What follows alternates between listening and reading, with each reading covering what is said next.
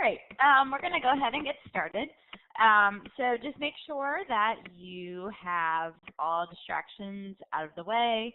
My cats are not in here, so I promise they will not be meowing at me or around me today.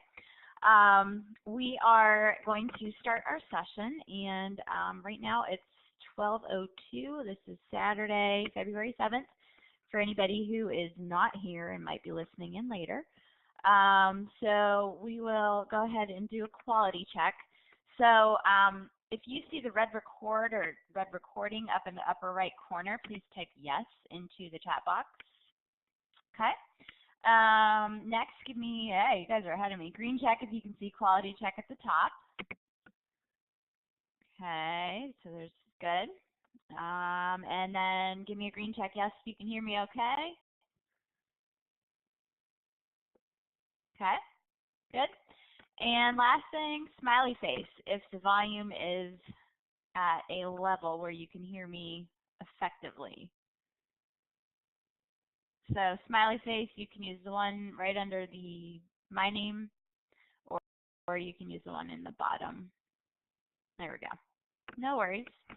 We're not slow. We're just, you know, technology is not always our friend. So that's quite all right.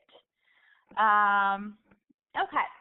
So we are, Kevin's not here, actually. I don't see him. So, yeah, I don't see him. Okay. Well, when he logs in, we'll make sure that he can hear okay. Okay. So we're going to talk about blended and online learning and physical education, and basically just to kind of give you a real brief background on me. I teach in the physical education program at Wright State, so I teach students who are going to be teachers. So we do a lot of content classes, a lot of activity classes, just pretty much everything. So you know, when you think about online learning, it can be a bit out there to some people, especially in physical education. A lot of times the idea, you know, of online learning and physical education might look like what you see on the screen, just complete chaos, mayhem, craziness. And that happens even more so when you try to use a blended learning scenario, where students are learning both online and then in face-to-face situations. And this can be a lot harder than what you may think. So, oh, there's Kevin. Good. Thanks for joining us. And so hey, can you hear us okay? Yes. Can you hear me? Yes. Okay. I'll turn off talk. Okay. And I will put your hand down for you here. There we go. Okay. So, Kevin, I'm just talking about online learning and physical education. That's kind of where I'm coming from. So, but basically, if you look at the research, a lot of faculty members think that online learning really doesn't engage the students enough, and especially for physical education majors, this can be a pretty big issue because a lot of them learn differently than more traditional students that, you know, are able to sit and listen. So our students need to be up and active and moving.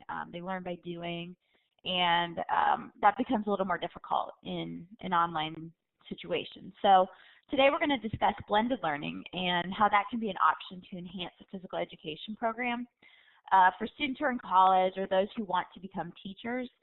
And we're going to talk about your experiences and ideas of what you think makes or breaks an online class or a blended learning situation. So today's objectives, basically what we're going to do is discuss just a few of the findings of the 2014 Higher Education Survey of Faculty Attitudes on Technology, specifically the ones that relate to blended and online learning. And then secondly, we're going to provide examples of blended learning options that may be effective, specifically more for physical education faculty.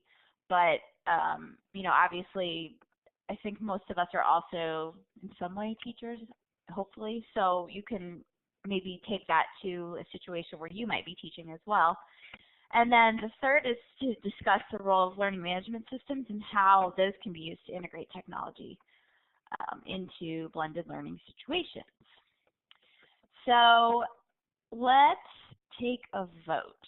Okay, so we're going to start off with this. And I'd like to see what your experiences are in online and blended learning first, before we really dive into what the research has to say. So first off, give me a green check if you have ever taught an online course before. And so if you haven't, then give me a red X. Okay, so we're 1 and 3. Okay, actually 2 because I've done it. Okay.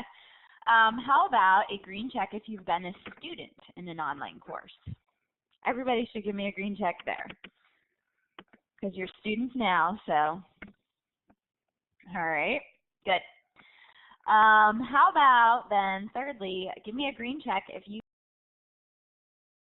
have been part of a blended learning course, so either as a student or as a teacher. Kevin, you're doing great for this being your first. Okay, so some of you have been blended learning, some have not. Okay, no worries. And now, yeah, Sherry's class is a lot of that, for sure. Now we'll use the chat box, and tell me then, for those of you who haven't actually taught online learning classes, that's fine, but tell me what you think would be the hardest part about teaching an online course. So go ahead and just type into the chat box. Okay, social presence, honest assessment. Kevin, I'm not exactly sure what you mean by honest assessment. Can you give me a little bit more than that? Interactions between, okay, with the students is missing.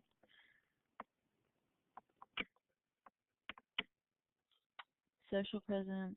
Oh, okay, students are the ones taking the exam, sure. So like cheating, that kind of a thing. Misunderstandings, and of course evaluations, yeah, that can be tough.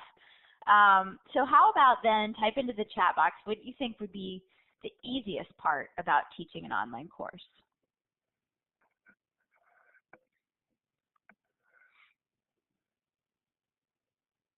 Not traveling, yeah, grading homework, communication. Okay. Yeah, I mean, there are a lot of things that can make a course easier, make it hard. I think for me, one of the hardest things is, and we've noticed this in the class that we're taking as well, you really have to put everything like very, very well described. Okay, so all of the different homework assignments, pretty much, you know, everything that you do has to be very detail oriented. And so, you know, where something might make sense to me because I'm not sitting there in front of the class and actually showing it to them, it becomes very, very difficult for them even to learn how to use the library if they're not on campus. So, you know, where location can be a good thing, it can also be something that might make it a little more difficult. So yeah, I mean, you definitely need to be a clear communicator. Answer questions, give a lot of time for, you know, questions and answers, things like that. And so really, I mean, teaching online is not easy. A lot of people think that it might be, even more so when the content relates to physical education because, as I mentioned, it's really hard for a lot of our PE majors to understand things unless they actually see it happening.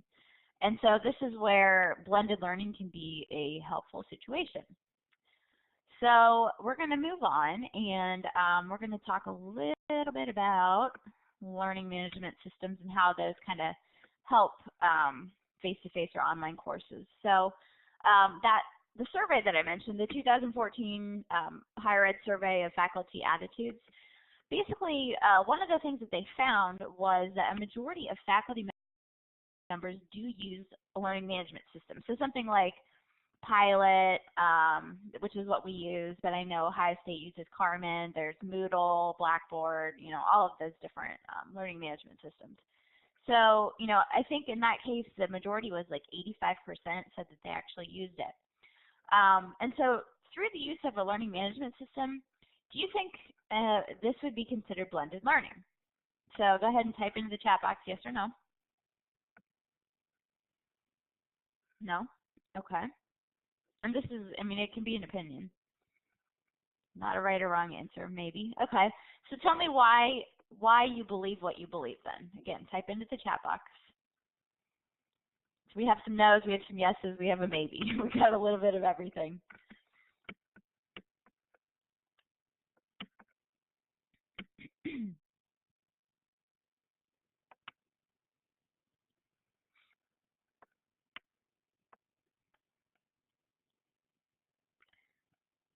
Okay, so blended learning being a combination of face-to-face and online experiences, sure.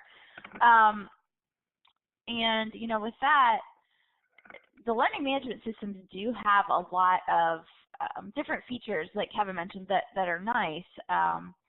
And one thing that I enjoy about using Pilot, for example, is it does, as Carly mentioned, a lot of that information you can put it into the learning management system like quizzes. If you really want the students to learn the information, where I'm meeting with them face to face and we're doing other activities and things like that. But I'll give an example. I do teach some sport related classes, and so I have them take rules quizzes of each of the different sports. That way I know that they're reading the rules, they look at them on Pilot, and then they take a quiz on the rules. So that way I don't have to spend the time in class going over the rules, making sure that they understand them, all of those things. I can actually do that through the learning management system. So it's something that depends on how you use it. Some professors don't use it, they literally just post PowerPoints and things like that, but I use it as a communication tool. I mean, a lot of the things that we have to do, the discussions, the you're able to look at your grades, all of those different things, reflections, those are all really good ways to use the blended learning idea, where you have the stuff that you do face-to-face, but you can do a lot of the other stuff, course management, things like that, in your in Pilot, for example. So what's interesting from the attitude report is that about 1/3 of the faculty they surveyed had taught an online course before. And then for the ones who hadn't, the reasons why they said they did not teach online courses were either because they hadn't been asked, they weren't interested, or they really didn't think that online courses have a high educational value. So I've experienced both the good and the bad in online courses. And what I'd like for you to do now is we're going to use the little whiteboard tool. So everybody should have whiteboard access. I'd like for you to put under the green thumbs up anything that you've seen or experienced that would make a good online class. Okay, so things that you've done or experienced in those situations. And then similarly on the other side, under the red thumbs down, put anything, so you're just going to type in anything that you think would be bad and make a bad experience.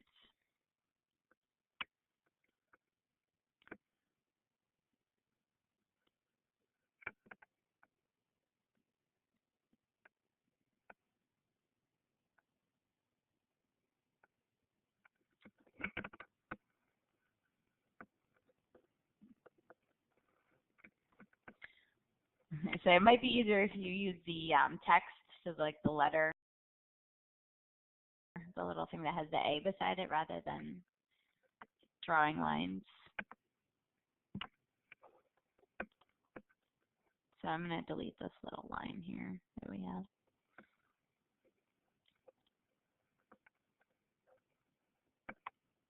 Good. Looks like we're getting some good things here.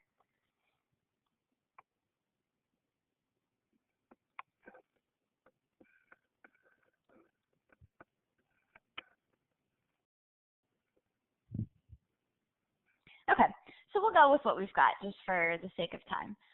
So we have scheduled delivery of content set up months in advance. So that makes sure that you are set, you've got everything figured out, because it does take a lot of time to plan these things. And again, just making sure that you have everything in very, very good detail. Coherent short lectures, they're pre-recorded, sure. So that's another way to have your synchronous and your asynchronous learning. And then group work. So yeah, if that's one way to have students have that presence, that social presence, where they're interacting with each other, interacting with the teacher, and interacting with the content. So the bad side, so just answering the questions at the end of the chapter. So maybe they have, they read and then they have to do, like most chapters in a book, in a textbook will have questions. So basically, it's like an independent study. I mean, it's kind of what I'm seeing there. Read and respond only. Bad group partners, yeah, if you have group work and you have people that kind of slack off, that does make it a little a little more difficult to do. And I have really I've experienced both. I found that the classes where things are more in detail, where there's a lot more interaction, have been a lot more beneficial to me. My entire master's program was online, and I did not learn anything from it, basically. It was very difficult for me to then transition to get my PhD because I was not prepared at all, because a lot of it was, unfortunately, it was the bad, where basically the professor said, okay, here's the textbook you need. Answer the questions that are at the end of the chapter, go online to the textbook's website and answer the quiz questions there. And I mean, we really had no interaction with each other, with the professor. And then, I mean, basically we would see our grades, but that was it. It was not a very good experience for me. So yeah, it was a sad time. Now, one thing, how do you think that we can move away from the bad then? Is there any way to get that out of our classes to where we are? Okay, training, absolutely. Yeah, I mean, you have to think about that. Definitely taking these classes, anything where you can learn how to use the learning management system, to use the different tools and things that are there and available, are going to be great. And that will help make a better blended course as well. So the more you learn about your learning management system, the more you can have the students interact with each other, with the content, with the professor, and then in the face-to-face classes, you can do things that you may not necessarily do or be able to do online. So the report also mentioned that about half of the faculty interviewed believe that the educational transaction between teaching and learning is something that can be improved more through active learning and then turning the class into a blended option. And that's kind of what I was talking about, where you still have the interaction in the face-to-face, where the students are doing the activities, they're really engaging with the content. But then, again, you have a lot of that stuff online where they're supposed to learn the content maybe online, and then they can come and actually put it into action, especially in a physical education setting in the class. And so, this does give the instructor a lot more freedom to engage the students in activities in the course that will really help them learn to manage the content that they learn. And again, this can be through the learning management system or the online portion of the course. And so in my experience, this is how PE majors or physical education majors really learn the best. Lectures are not the most exciting thing to them. It's probably pretty boring, and probably to most students, and not just PE students, but it is important to add in different activities that help them to interact with the content and then also with each other. So we're going to go ahead and move on. Looking at teacher-to-student interaction and where that's headed. What's interesting, again, coming out of this report, is that 83% of the faculty who were surveyed believed that online learning really was a lower quality of education, and that plays into the interactions with and between students. So I want to know if you guys agreed with that, and then if so, or how can we avoid that? Okay, so let's do it. Yeah, okay, so you're texting, you're chatting, so that's fine.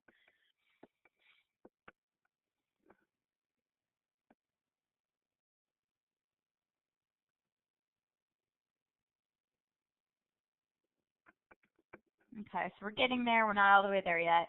I would say, yeah, it definitely plays into training. And one of the things, yeah, avoiding it is hard.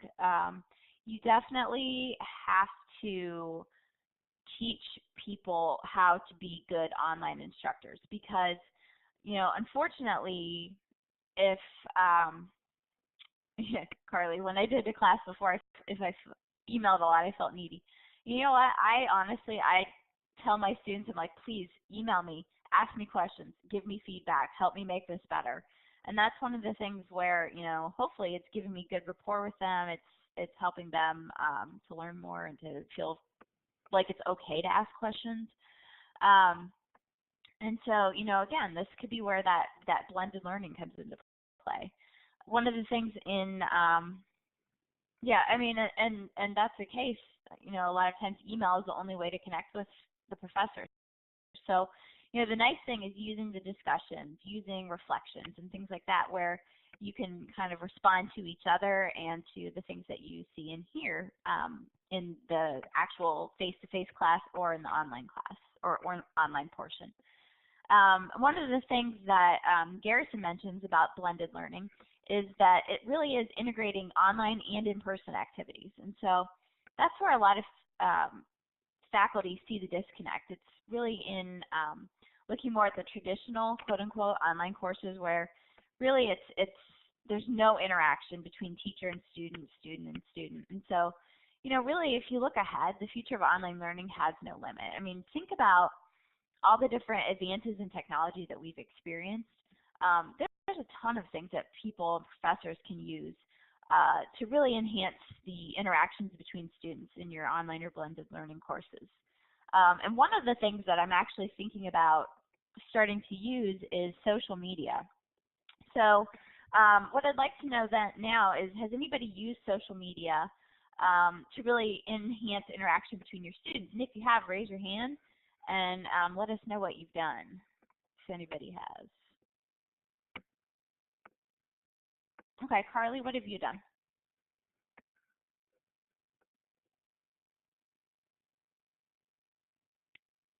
Okay, Twitter, good. So what? And go ahead and actually use the microphone if you don't mind, and just kind of tell us what you did with Twitter and how that worked out. Hi. Yeah.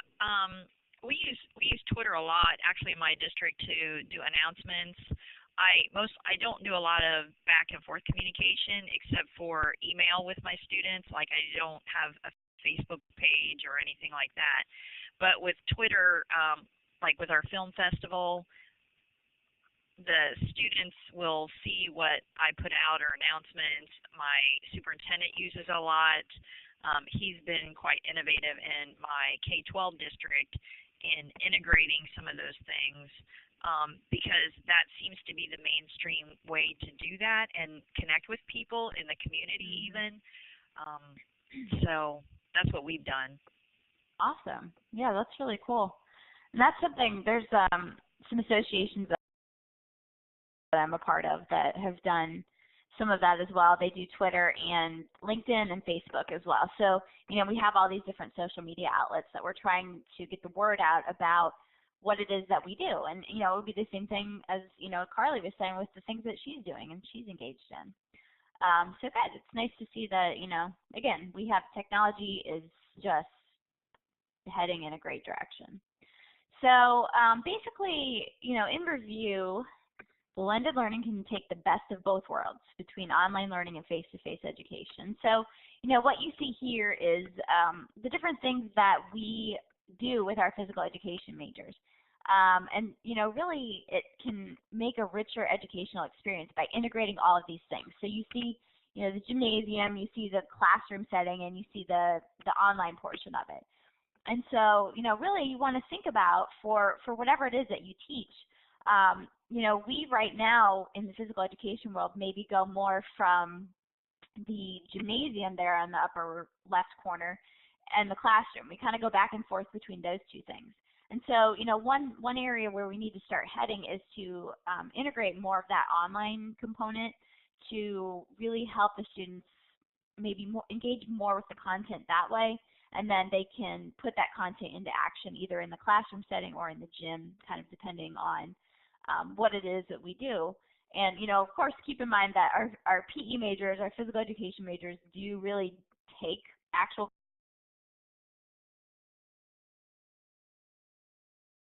classes. They don't just take the sport classes. So, you know, we have a little bit of everything that they get to do. So those are the references that I used. So are there any questions? Yeah, it looks like you guys are all kind of having a microphone delay of some sort, so. Okay, anyway, questions about anything? All right, I'm going to go ahead and stop recording.